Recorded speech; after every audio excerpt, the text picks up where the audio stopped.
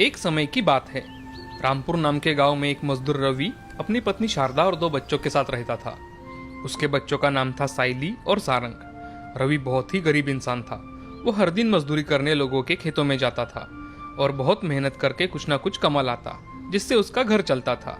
एक दिन रवि अपने पूरे हफ्ते की मजदूरी लेकर घर चला आता है और शारदा से, शारदा ये लो 600 रुपए साइली और मयूर की फीस के लिए। बाबा, आप इतनी मेहनत करते हो, आज फिर से आप आपके लिए बनियान नहीं लाए और हमारे स्कूल की फीस दे दी। अपने लिए भी कुछ लिया करो बाबा। अरे कोई बात नहीं, मुझे पता था ये अपने लिए कुछ भी नहीं लाएंगे। मैं इनके लिए नई बनियान लेकर आई हूँ। अरे ये क्या बात हुई शारदा, मेरे लिए नए बनियान लाने की क्या जरूरत थी? उससे अच्छा तुम बच्चों के लिए कुछ लेकर आती। जी कल रक्षाबंधन है तो साइली को राखी चाहिए थी, तो मैं बाजार राखी लेने गई थी तो आपके लिए नई बनियान भी लेकर आई। कितने फटे हैं देखो आपके बनियान। अब कल ये नए पहन के जाना। हाँ बाबा, जरा अपना भी ख्याल रखा करो। साइली बिटिया, पढ़ाई बहुत जरूरी है। तुम लोग अच्छे से पढ़ाई करो और आगे बढ़ो, नहीं तो मेरे जैसी मजदूरी करनी पड़ेगी। विद्या इंसान के जीवन में बहुत काम आती है बेटी। हाँ बाबा, हम दोनों बहुत अच्छे से पढ़ाई करेंगे, लेकिन आप अपना भी ख्याल रखिए। हाँ बेटी, चलो अब अपनी पढ़ाई करने बैठो तुम दोनों। जी बाबा। अगले दिन रवि और कुछ लोग काम के सिलसिले में शहर जाते हैं। काम खत्म कर उन लोगों को घर आने में बहुत देर हो जाती है।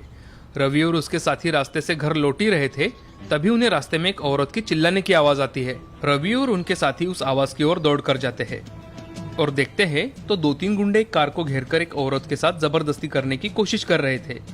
उस औरत के साथ एक छोटा बच्चा भी था, जो ये सब देखकर बहुत रो रहा था। रवि जल्द ही दौड़कर उन गुंडों के पास जाता है और उन्हें मारने लगता है। वो 3 बदमाश बाकी लोगों को उनकी ओर आते देख वहां से दुम दबाकर भाग जाते हैं। बहन जी, आप इतनी रात गए इस सुनसान रास्ते पर क्या कर रही थी? यहाँ रात के समय हमेशा खतरा रहता है, क्या आपको पता नहीं? और आपके साथ कोई बड़ा आदमी भी नहीं है। यहाँ अक्सर चोर उचक्कों का खतरा रहता है। अच्छा हुआ हमें शहर से आने में देर हो गई और आप हमें दिखाई दी, नहीं तो क्या होता भगवान जाने। चलो आप मेरे घर चलो, यहाँ इतनी रात से सफर करना अच्छा नहीं है। भाई साहब, मैं शहर में रहती हूँ। मेरा नाम कल्पना है। मेरे पति बहुत बीमार है, इसीलिए मैं आज यहाँ जमीन के काम के सिलसिले में आई थी। सोचा था काम जल्दी खत्म कर यहाँ से चली जाऊंगी, लेकिन मेरी कार रास्ते में ही पंक्चर हो गई और मैंने कुछ लोगों से मदद मांगी तो वो लोग मेरे साथ बदतमीजी करने लगे। अच्छा हुआ आप यहाँ आए और मेरी जान बचाई। मैं आपका ये एहसान कभी नहीं भूलूंगी। बहन जी, ऐसी कोई बात नहीं है। लाओ, मैं आपके कार का टायर बदल कर देता हूँ।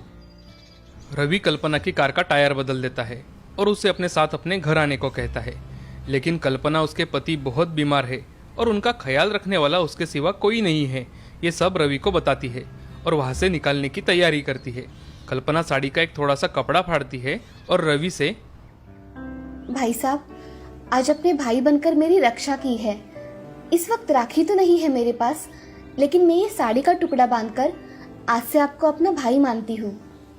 मेरी भी कोई बहन नहीं है। आज मेरा एक बहन का सपना पूरा हो गया। बहन रुको जरा। रवि अपने थैले में से लाई हुई मिठाई में से कुछ मिठाई निकालकर कल्पना को देता है और कल्पना से, बहन तुम्हारे इस गरीब भाई की ओर से तुम्हारे राखी का तोहफा समझ कर रख लो। भैया, ये तोहफा तो बहुत ही प्यारा है। आप मुझे आपके घर का पता दो, मैं आपको राखी भेज दूंगी। रवि कल्पना को अपने घर का पता बताता है। कल्पना रवि के घर में कौन कौन है ये सब जानकर अपनी कार से शहर के लिए निकलती है। रवि घर जाकर सारी बात शारदा को बताता है। अब 2 दिन बाद राखी थी। राखी वाले दिन सारंग अपनी माँ से, माँ देखो ना मेरा कुर्ता कितना फटा है, मुझे नया कुर्ता चाहिए। सारंग, अब दिवाली आने वाली है ना, तब मैं तुझे नया कुर्ता लेकर दूंगी। सारंग, माँ ठीक कह रही है। देखो, मैंने भी पुराना ड्रेस ही पहना है। ये देखो, मैंने तुम्हारे लिए लड्डू लाए हैं। चलो अब जल्दी से राखी बांध लो। तभी उनके घर पर एक आदमी आता है और रवि से, जी ये कल्पना जी ने भिजवाया है। क्या रवि आपका ही नाम है? जी मैं ही रवि हूँ। मेरी तरफ से कल्पना बहन को धन्यवाद कहना भाई साहब। रवि घर के अंदर जाता है और शारदा से, अरे शारदा, ये देखो कल्पना बहन ने मुझे राखी और मिठाई भेजी है। मुझे बहुत खुशी है कि भगवान ने आपको एक बहन दे दी, जिसने आज राखी के त्योहार पर आपकी सुनी कलाई भर दी। कल्पना शहर में रहती थी, लेकिन वो हर साल अपने भाई रवि को राखी जरूर भेजती थी। अब ऐसे ही कुछ साल बीत जाते हैं। रवि मजदूरी करके बहुत थक जाता है। उससे अब ज्यादा कुछ काम भी नहीं हुआ करता था, लेकिन जितना हो सके वो काम कर लेता था। अब साइली की भी शादी तय हो चुकी थी। शारदा, साइली की शादी को अब बस कुछ ही दिन बाकी है। सब कुछ कैसे होगा? मुझे तो बड़ी चिंता हो रही है। हमारे पास तो अब पैसे भी नहीं बचे और मैं अच्छे से कमाई भी नहीं कर पा रहा हूँ। आप चिंता मत करो, कुछ ना कुछ हल जरूर निकल आएगा। तभी वहाँ साइली आती है और शारदा से, माँ, बाबा, आज मैं शहर जा रही हूँ। आज मेरा लास्ट एग्जाम है। शाम तक घर लौट आऊंगी। संभल कर जाना बेटी, और अनजाने लोगों से बात मत करना। हाँ बाबा, मैं अपना ख्याल रखूंगी। ऐसा कहकर साइली अपनी एग्जाम के लिए शहर चली जाती है। शहर जाकर वो अपनी एग्जाम देती है। जब वो शाम को घर के लिए निकलती है तो उसकी बस मिस हो जाती है। वो वहीं खड़ी रहकर अगली बस का इंतजार करती है, लेकिन तभी वहाँ 2-3 आवारा लड़के आते हैं। लड़की तो एकदम अकेली है भाई, क्या ख्याल है तुम्हारा? अरे भाई, इसमें सोचने की क्या बात है, चलो उसके साथ खड़े हो जाते हैं। ऐसा कहकर वो तीनों लड़के साइली को घेर लेते हैं और उसके साथ बदतमीजी करने लगते हैं। साइली बहुत डर जाती है और मदद के लिए आवाज लगाती है।